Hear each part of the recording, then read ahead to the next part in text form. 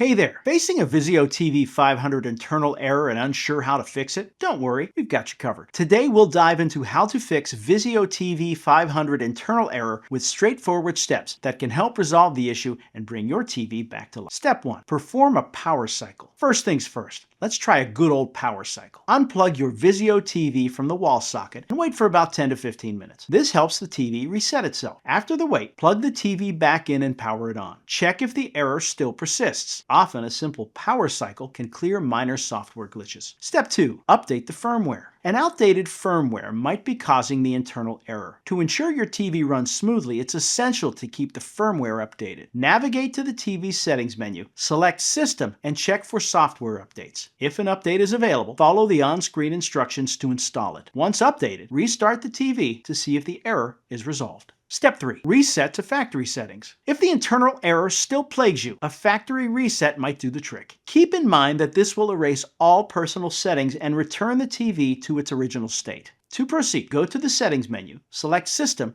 and then Reset and Admin. Choose Reset to Factory Settings and confirm. After the reset, set up your TV again and check if the error has been cleared. Step 4. Check network connection. A poor network connection could also trigger the error. Make sure your TV is properly connected to the internet. You can check this through the Network Settings menu. If needed, restart your router or try connecting to a different network to rule out connectivity issues. Step 5. Contact Vizio support. If none of the previous steps resolve the issue, it might be time to contact Vizio support. They can provide more advanced troubleshooting options or address any hardware problems that could be causing the error. Keep your TV's model number and details handy to assist with faster service. That wraps up our guide on how to fix Vizio TV 500 internal error. By following these steps, performing a power cycle, updating the firmware, resetting to factory settings, checking the network connection, and reaching out to support, you'll be well on your way to solving the issue. Remember, patience and persistence are key. Happy viewing on your now error-free Vizio TV.